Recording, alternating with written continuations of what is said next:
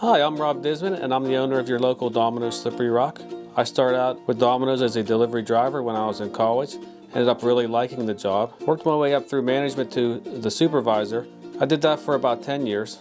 My family, we decided that we couldn't really go any further with that, so we decided to go ahead and become a franchisee with Domino's. I'm lucky enough to have enough community support that most customers have become more than just customers, they're more like friends. It's been a pleasure to be a part of this community for 20 years, and I look forward to many more years.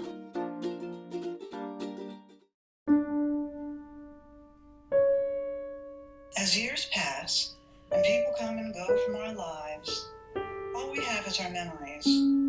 From the family gathering to the summer baseball games to that first trip to Disney, those memories are something to be cherished.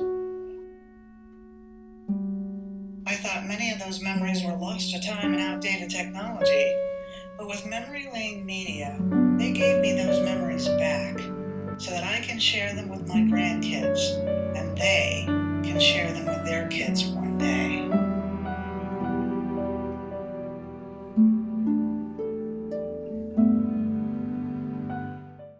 My name is Will Gormley, and I'm the owner of the Dinky Dachshund Tattoo Parlor. Here at Dinky Dachshund Tattoo Parlor, we offer a variety of body piercings, tooth gems, tattoos, custom artwork, commission artwork. What our inspiration here at the Dinky Dachshund is to just look at the walls, look around the shop. There's so much stuff in here to look at.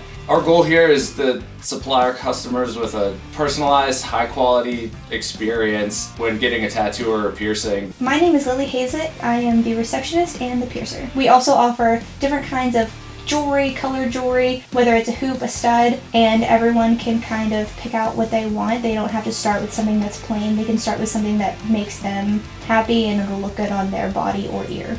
I'm Alex Aspinall, and I'm the shop's second artist.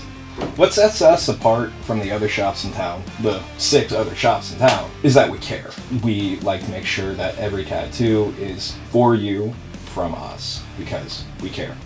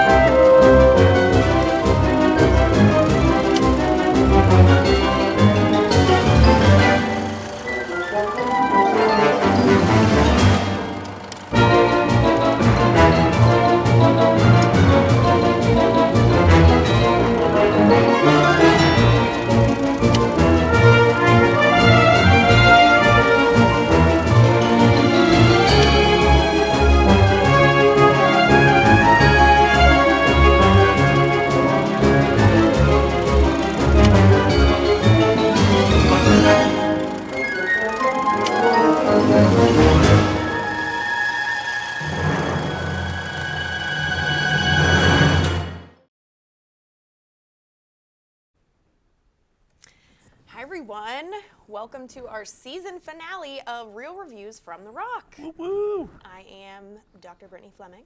I'm James.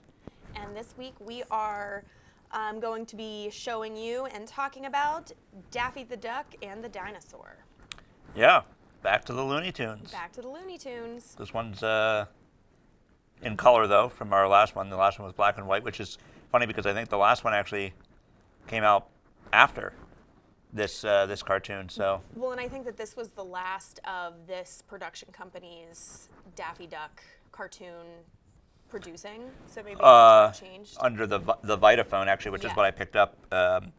It was the last Vitaphone Looney Tunes film. And then for those of you that don't know what Vitaphone is, it was a sound film system used for feature films and nearly 1,000 short subjects made by Warner Brothers and its sister studio, First National, from 1926 to 1931.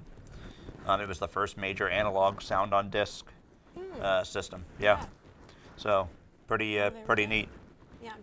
Did you bring any snacks for us this week? No, I thought about bringing Dino Nuggets, the Dino Nuggets for the production, but we don't have a microwave in here. Something the university could help us out with, but. And then we can Keep 'em have our warm. dino And we can have our nuggets. dino nuggets. Well, enjoy the very short film, 8 minutes long about. And Yeah. we will see you after. Hi, I'm Rob Disman, and I'm the owner of your local Domino's Slippery Rock. I started out with Domino's as a delivery driver when I was in college. Ended up really liking the job. Worked my way up through management to the supervisor. I did that for about 10 years. My family, we decided that we couldn't really go any further with that, so we decided to go ahead and become a franchisee with Domino's. I'm lucky enough to have enough community support that most customers have become more than just customers, they're more like friends. It's been a pleasure to be a part of this community for 20 years, and I look forward to many more years.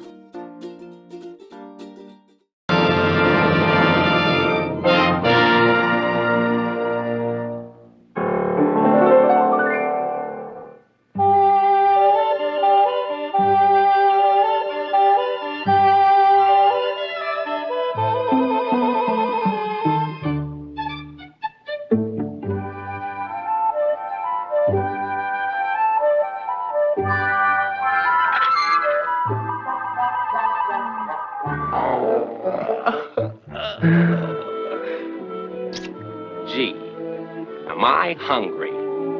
I could eat a saber-toothed tiger. Well, anyway, half of one. Well, this isn't getting me breakfast. Here, Fido.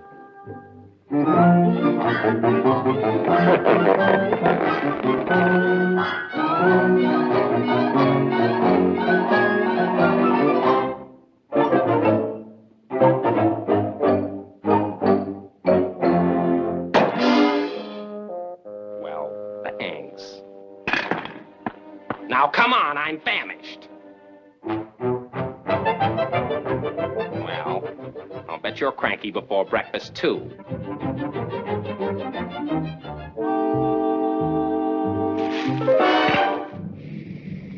Be quiet!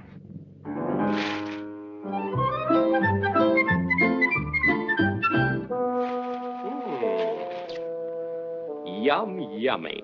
My favorite vegetable, duck.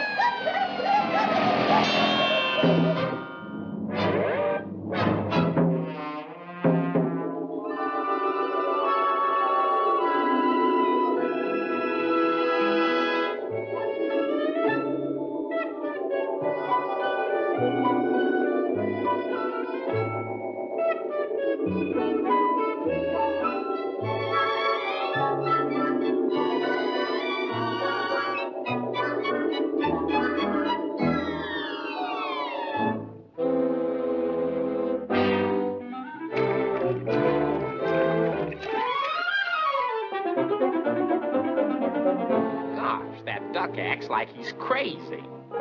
That is correct. Absolutely 100% correct. So that's the way it is, eh? All right, then.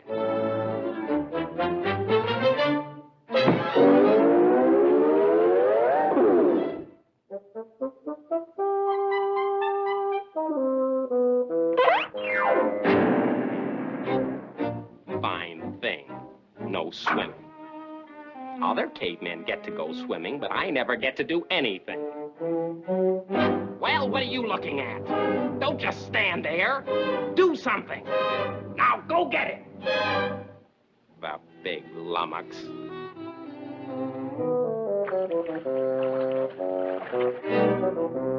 Well, now isn't that clever?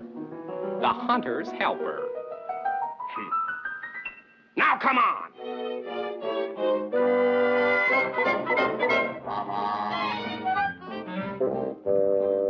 for a guy that never took a lesson in his life.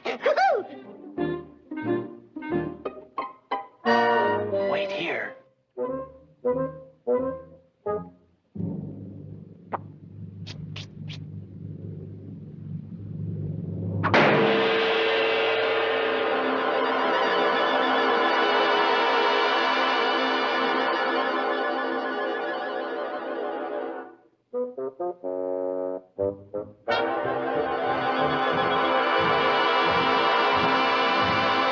Here you are, girlie. Gee, thanks a lot.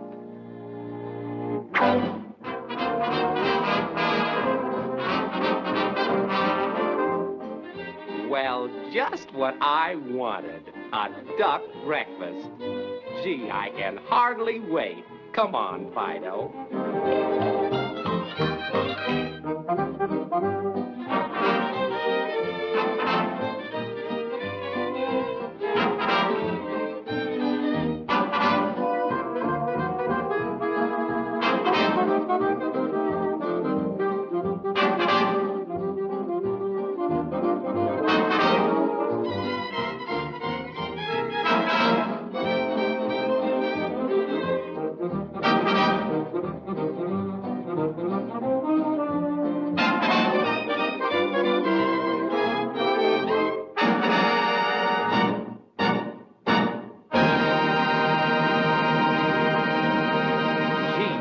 Almost there.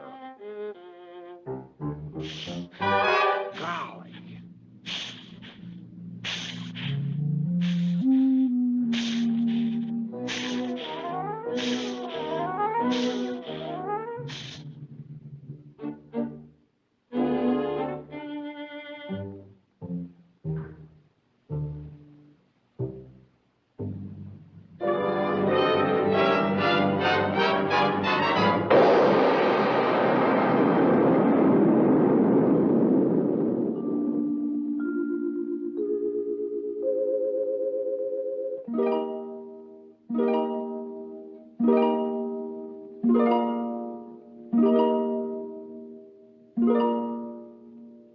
You know, maybe that wasn't such a hot idea after all. Good night, folks. Hi, I'm Rob Disman, and I'm the owner of your local Domino's Slippery Rock. I started out with Domino's as a delivery driver when I was in college. Ended up really liking the job. Worked my way up through management to the supervisor. I did that for about 10 years. My family, we decided that we couldn't really go any further with that, so we decided to go ahead and become a franchisee with Domino's. I'm lucky enough to have enough community support that most customers have become more than just customers, they're more like friends. It's been a pleasure to be a part of this community for 20 years, and I look forward to many more years.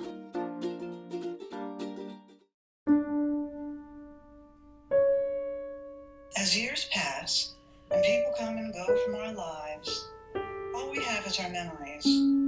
From the family gathering to the summer baseball games to that first trip to Disney, those memories are something to be cherished. I thought many of those memories were lost to time and outdated technology, but with Memory Lane Media, they gave me those memories back so that I can share them with my grandkids, and they can share them with their kids one day.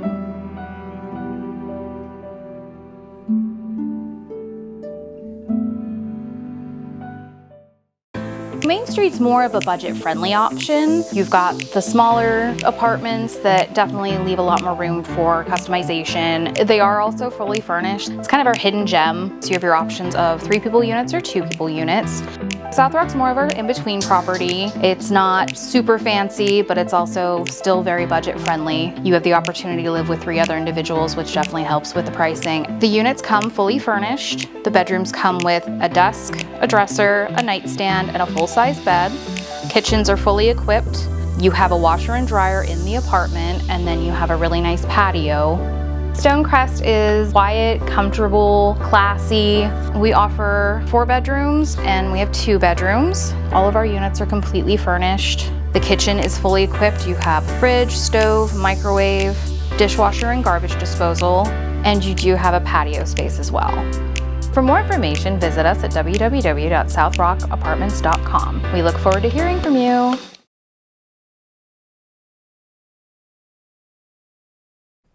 Welcome back. Welcome back. R.I.P. Daffy, Fido, and Casper. So this is the last time, I believe, that Daffy Duck dies on film. Or his first death on film. Oh, okay. Yeah. He would later die in Drafty Daffy and Showbiz Bugs. So does that mean that Daffy's a zombie? Pretty much. I mean, just keeps there's no going. death in the Looney Tunes realm. Right. But lots of violence. Actually, Looney Tunes, according to studies, is the most violent piece of media that kids are exposed to. Yeah, and which is, you know, I guess funny and not funny at the same time, because Looney Tunes today, you know, they've taken away Yosemite Sam's pistols, and they don't really feature the hardcore violence that the Looney Tunes we grew up with, which I think is kind of a shame. I mean, you know, I don't know. Looney Tunes, as far as I know, and, you know, maybe there's a study on this, maybe that's something you already have, but, you know, how many crimes can we say somebody openly said, oh, I blew this guy up because I watched the Looney Tunes, you know? Exactly. Well, and just kids not being afraid of falling off a cliff. Right. Or hitting someone with a gigantic, well, in the cartoons, it's like a gigantic sledgehammer or something. And it's like, well, I saw it in the cartoons. And right. But, I don't think there's any movie I ever watched as a kid where, or superhero movie I watched as a kid where I thought to myself, yeah, I could just jump off my roof right now and go fly. Yeah. I mean, I don't know what's going on today. Oh, well, we'll have to... Too many Tide Pods? Yeah. Yeah, well, we'll look it up. Maybe I'll do a little search while you're talking about the characters, so that we can see if really there has been any documented incident like that. Yeah. So I think it's, you know, important to talk about, and I know you have this written down, and I had saw it as well, that this is Daffy's first foray into being the character that we come to know throughout the rest of, you know, Looney Tunes history. You know, prior, you know, Daffy is depicted as insane. And he's kind of that way also, and I guess Porky Pig's Feet, which maybe it came out before this one. I can't remember what the year was, but Porky Pig's Feet. That's the one we did prior. You know, in that film, he said he's a you know, a degenerate gambler. You know, just gambling away all the money they need for their apartment. But yeah, in this one, he's kind of more logical. You know, he's setting traps for our main caveman, who I'm like Casper. I was blanking on his name. And it was more, you know, yeah. I mean, it's the Daffy Duck that I think of later on when he's featured in more Bugs Bunny cartoons when the two of them are going at it. Right. And he's actually, this is supposed to be a depiction of Jack Benny. Oh, really? Casper. Oh, yeah, okay. Yeah. I could see that a little bit. Yeah, even at the end, whenever the very last thing he says is "Good night, folks," that's yeah. what Jack Benny would say on his radio shows and TV. Oh, wow. Yeah, so, but it was not obviously Jack Benny that played his voice. I don't have that written down. No, I don't think it was. Jack Benny had a pretty distinct voice. Yeah. But no, that's interesting. I didn't realize that, but now looking back. And I'll have to put a picture up. I can tell you who I did think Casper looked like. Who's that? One of our producers, one of our directors, Brandon Pierce. We'll get a picture on the screen. It's the hair. It's the dark hair. I was going to ask him to dress up as the character and maybe come on screen, but just put on a little caveman I ran out of time. I was eating McDonald's for breakfast. And well, I think that one thing, Brandon would never be as mean as Casper, especially to Fido. That hurt my feelings that he was just so, he's like, "Wow, you'd be cranky if you didn't eat in the morning too." And Fido's just like, "I am a loyal pet to you. I will never, ever hurt you." Yeah. And Casper just does not treat him. He even yells at him to shut up. And he screams. He's louder than Fido is. Yeah. When they first see Daffy. I hated this No, guy. he was, I can't even fathom the reason behind the anger. The anger. I mean, there was no nothing happened terribly in the start of the film. He Right. was just, let's go, just crazy. Fido kind of reminded me of Dino from Flintstones a little bit. Yep. Actually, I keep wanting to call him Dino. Yeah. I keep having to remember that his name is Fido. That was the first thing I thought when he comes out of the little dino door instead of doggy door, dino door. And he has a bone. Yeah, comes out, drops it right on.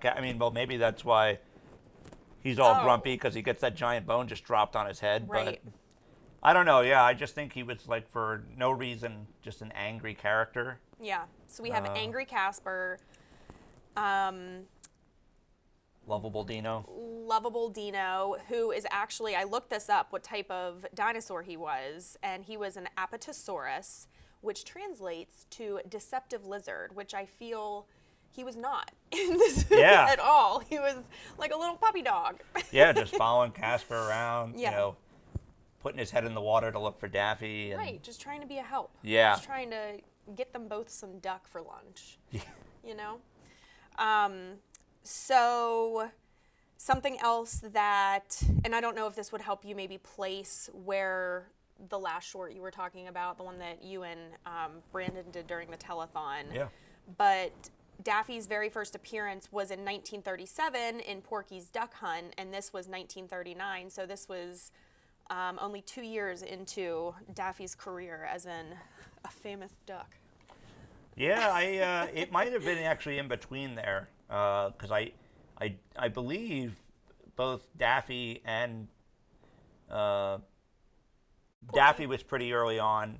Yosemite Sam doesn't appear, but the voice actor in that film can be heard in the elevator where Daffy's gambling. Oh. And he's he talks just like Yosemite Sam. So yeah, it's possible this is in between. That was in between these two. Yeah. But which would make sense too, because as I said, in that film he was a little bit of a wild card, and Yeah. Porky Pig was more of the reserved and kind of level-headed character. Yeah. And in this one, Daffy is pretty level. He knows what he's he knows what he's doing, and Yeah.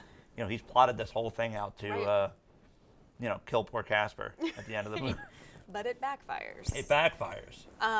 Let's go through Freitag's plot pyramid Yeah. so that we can dissect this a little bit further. So in the exposition, I have noted that it was this hangry caveman, but there is that text at the very beginning that says, in summary, we put this back in a time before any of you were born. We don't know why, but that's what we decided to do. Right. Did you catch that? Yeah, which is pretty spot on for Looney Tunes. Yeah.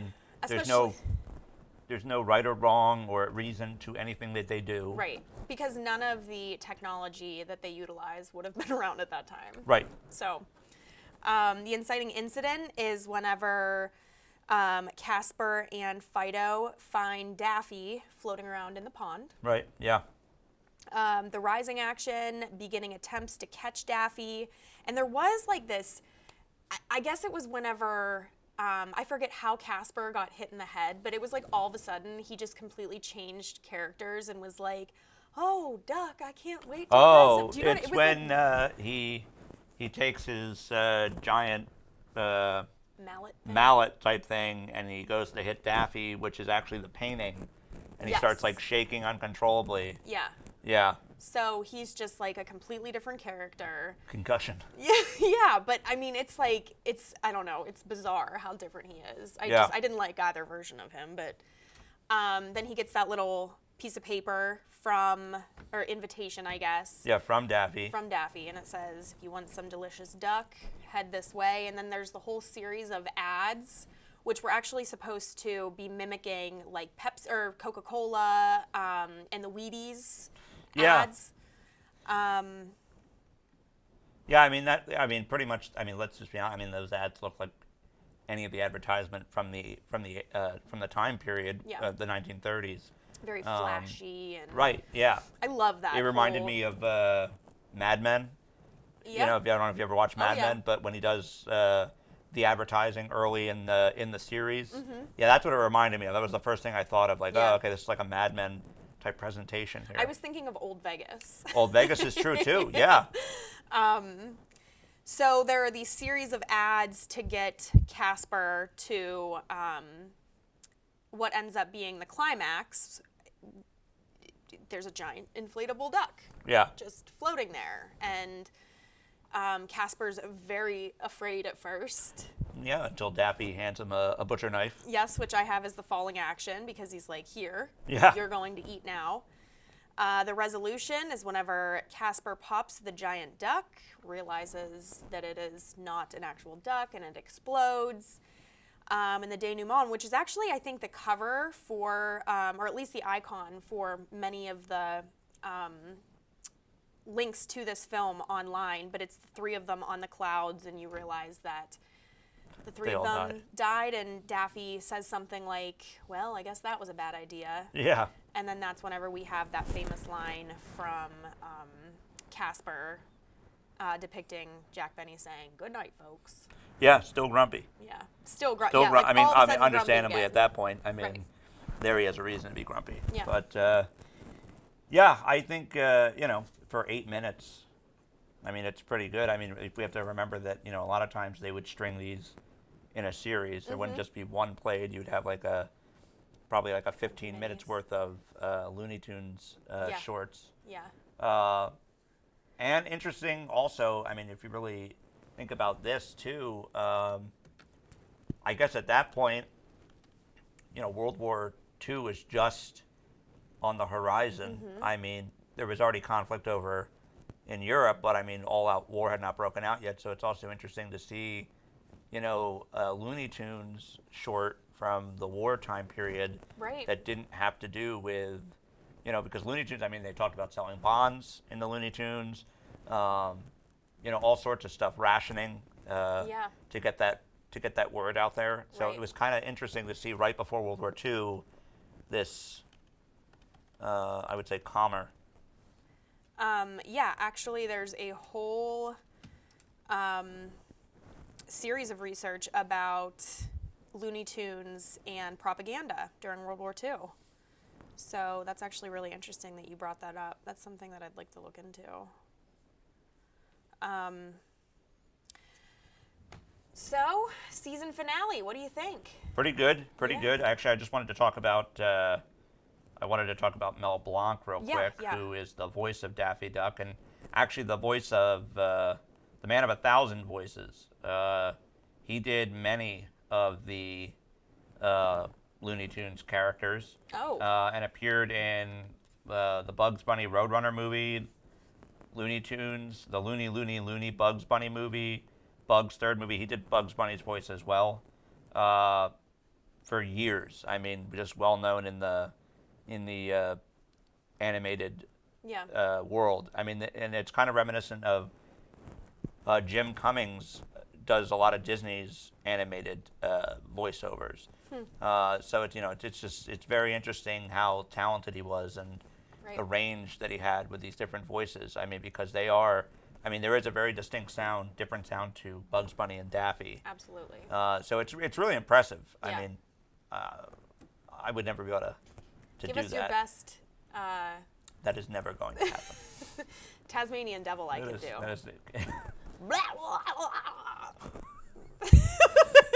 I don't know. And she's dressed the part. Look at her. Woo! I'm dressed more like a caveman. You're dressed like you're walking onto the set of Flintstones. Yes. Where's John Goodman? Call me Bam Bam. And then also, you know, just an interesting thing after he died. So he died in 1989.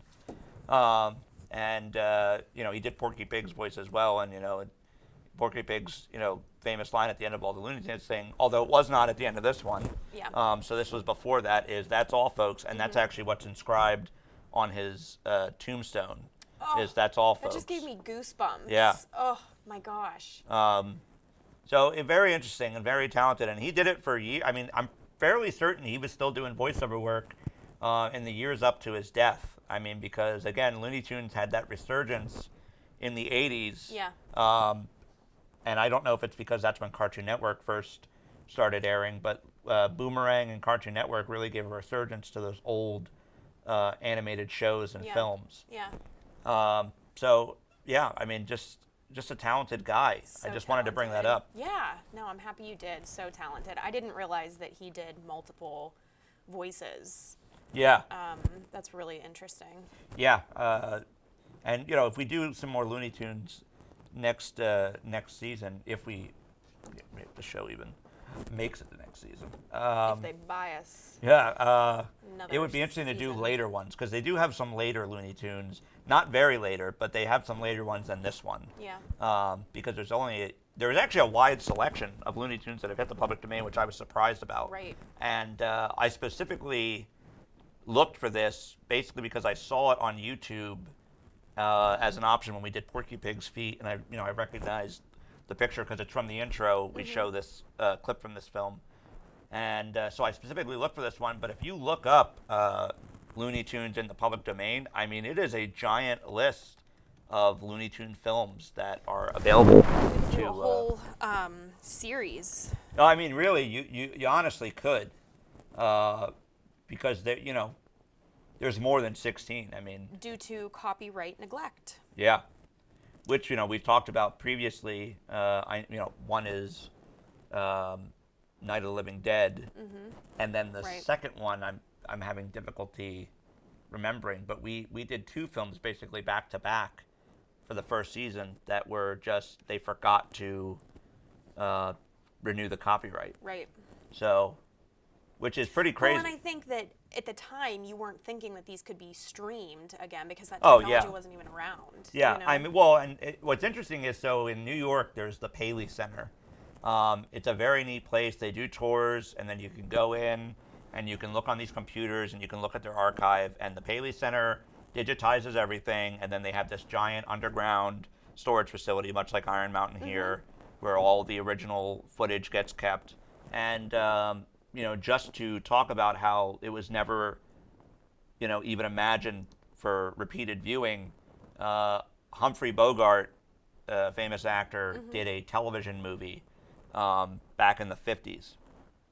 And it only played once on TV, and then that was it. And that was before you were doing home video and that type of stuff. Right. So there was no copy of it known of until Lauren Bacall, his wife, another famous actor, started getting older, and she had the original film Wow. of the movie and donated it to the Paley Center. Oh, so now wow. you can see it, because Right. otherwise it would have been lost forever. Yeah. And you have to think how many productions were lost to forever, because back then they weren't storing film like we do today. Right. It was just being put in warehouses, and Yeah. then weather and Oh yeah, it's easily damaged. you work with old footage, Right. with Memory Lane Media, Memory Lane Media. and just drop that little advertisement in there. Check it out. But yeah, I mean, they weren't preserving things like that back then, so it's Right. it's really a shame how many performances that were just lost. Yeah, definitely. So yeah, the Paley Center, I would definitely say if you ever get to New York, check it out. They do a lot of those cast interviews, where they'll have people back to talk. They do Paley that's Fest. there. Okay. Yeah, Paley Fest. Yeah. Okay. So- Interesting. Yeah. Well, maybe we will take our viewers there at some point. And that would be pretty cool. That would be really cool. ASRU, cut the We'll check, have to- baby. We'll have to see if we can make that happen. Give us the money.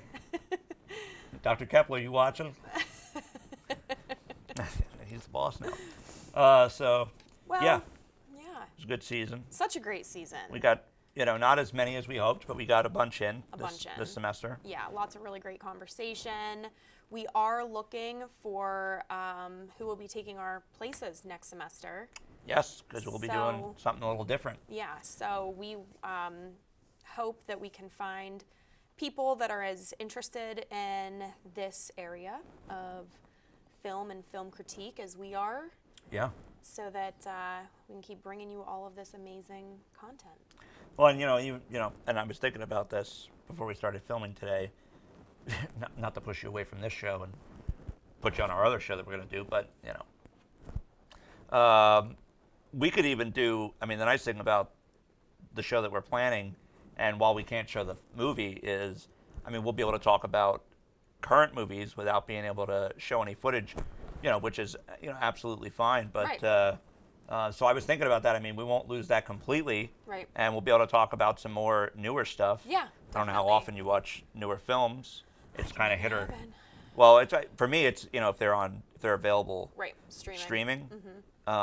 I did go see Evil Dead Rises this weekend. Is it scary? It was a little, not, well, I don't know. Like, it takes a little bit to like, actually get me to jump for a movie. Yeah. But it was okay. I mean, it wasn't as bad as I thought. My little brother wanted to see it. Yeah. So we went to see that. I am excited for, have you seen Insidious? Yes. They have a sequel coming out. They just released a Oh. trailer. It's called Insidious: The Red Door. It's the original cast from the first movie, including the kid now, the son who was in the coma. And it takes Okay. place 10 years after the first movie. And it's actually directed by Patrick Wilson, the guy who plays Okay. the dad. It looks interesting. And I'm excited because it's the original cast. I mean, it's very rare Yeah. when you have them come back, especially because the third and fourth movie, which were kind of unrelated to the first two, Yeah. were not as good. Yeah, I agree with you. The first one was really scary. See, that's one that did make me jump. I Yeah. mean, that one scene, and you know, Which part? When he's talking to his mother at the table, and he happens just to like look over at his mother, and that face is like right behind her. The big red face is behind her. I don't remember that part. I remember the part whenever there was like the little kid in the cupboard. Oh, He's like running around in the background. Yes. But, like there's nobody there. I think that was the second one. No, wait, is Oh. that the first one? It might be the first one. I thought it was the first Yeah, one. and he puts on the record of Tiny Tim's Yes. Tiptoe Through the Yes. Tulips, It's which was just perfectly so selected for that eerie. film. I mean, Yeah. that song is kind of a creepy Right. song. Yeah. No offense to Tiny Tim. Yeah. But, R.I.P. But, Have you ever seen the movie 1408? oh, yeah. Yeah, with Yeah. John Cusack. That song, what song plays in that on the Oh. alarm clock? We've only just begun. Oh, yes. It's like every time I hear that song, I get so freaked out. Yeah. Ugh. Even just the original score that they did for Insidious is like real, like, you know, Yeah. hairs on the back of your neck start to... Definitely. Because the thing that comes to mind all the time is that scene where they... the mom was dreaming and she goes into Cole's room or whatever the kid's name is. Yeah. And that shadowy figure's in the corner and Right. just points at him, and you can just hear like the bones in his hand like creaking. Right. Yeah, it's the first thing I think of when I hear that. Well, and that's what in a lot of scary, like in haunted houses, and I know that there are even some restaurants, they try and claim that they're haunted and they're not really. Oh, They yeah. have certain frequencies that they just pump through the speakers because those certain frequencies make people feel uneasy. And so I think Yeah. it's probably a lot of the frequencies that are in those types of songs. That's interesting. I've never thought about that. Yeah. That's something we should look into Yeah. to talk about, because at that point that movie will be out. But Right. yeah, I mean, I like looking at places that are supposedly haunted. Oh, I've my actually never gosh, been yes. in North Hall past the lobby, because they say Emma Guthrie Miller haunts North Hall. Should we go for a walk? We should next semester around Halloween. Yeah. I know Dr. Watson does like this hardcore presentation on him, and he talks about like a time that he met her, where he actually met her and Eleanor Roosevelt at her house on the porch. Wow. And he talks about like how like I guess kind of creepy Ugh. she was, because Yeah. at that she was pretty old at that point. Right. I mean, but how awesome is that? Oh, I thought you meant that he was saying he met their like spirits. No. I was like, wow, he has like some really interesting stories to tell. I mean, there's still obviously even more interesting, but yeah, I thought you meant that he had met Emma the ghost. And Eleanor Roosevelt. Eleanor Roosevelt's ghost is just hanging in Slippery Rock. No, you said on her porch. Yeah, on Emma Guthrie Miller's porch. Oh, he met Eleanor Roosevelt. Whatever, we'll talk about it next. Yeah, because they season. were friends. Oh, I didn't know that. Oh, yeah, there's a picture of them in the student center. Oh. They were friends. She would write to her, and this is just, This has nothing. this to has do nothing to do with Looney this movie, Tunes. but he would, when she wanted stuff done, and she wanted help, and backing for it, Yeah. her and Eleanor Roosevelt were pen pals. And Eleanor Roosevelt came to Slippery Rock, and actually came to the school. Yeah. But yeah, they were friends. That's the power of women, ladies and gentlemen. Yeah. I love it. Yeah. Okay, well, All we right. have gone off on... Off the rails. Yes, many a tangent. They're getting ready to cut us off back there. I can So, see them. Yeah. So, well, it's been fun. It was. And you're going to probably crack up at me for this one, but that's all, folks. Well, yeah, thank you. Yeah, see you next season.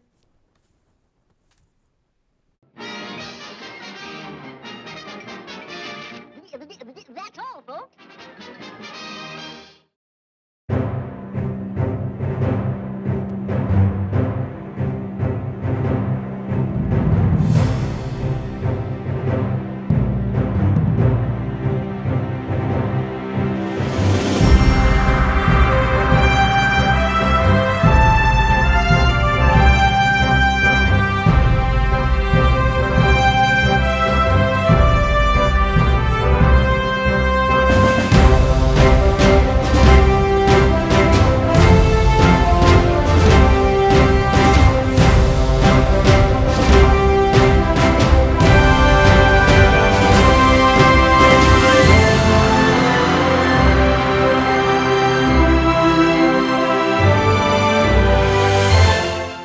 Hi, I'm Rob Disman, and I'm the owner of your local Domino's Slippery Rock. I started out with Domino's as a delivery driver when I was in college. Ended up really liking the job. Worked my way up through management to the supervisor. I did that for about 10 years. My family, we decided that we couldn't really go any further with that, so we decided to go ahead and become a franchisee with Domino's. I'm lucky enough to have enough community support that most customers have become more than just customers, they're more like friends. It's been a pleasure to be a part of this community for 20 years, and I look forward to many more years.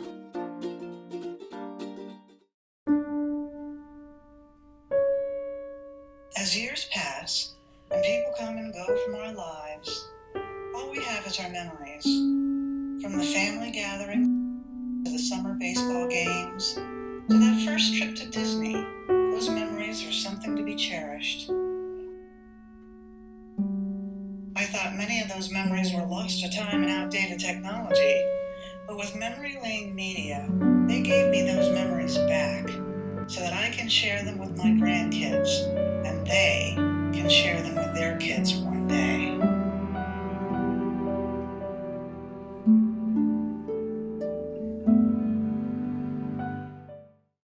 Main Street's more of a budget-friendly option. You've got the smaller apartments that definitely leave a lot more room for customization. They are also fully furnished. It's kind of our hidden gem. So you have your options of 3-people units or 2-people units. South Rock's more of our in-between property. It's not super fancy, but it's also still very budget-friendly. You have the opportunity to live with 3 other individuals, which definitely helps with the pricing. The units come fully furnished. The bedrooms come with a desk, a dresser, a nightstand, and a full-size bed. Kitchens are fully equipped.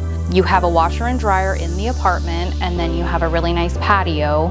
Stonecrest is quiet, comfortable, classy. We offer 4 bedrooms and we have 2 bedrooms. All of our units are completely furnished. The kitchen is fully equipped. You have fridge, stove, microwave, dishwasher and garbage disposal, and you do have a patio space as well. For more information, visit us at www.southrockapartments.com. We look forward to hearing from you.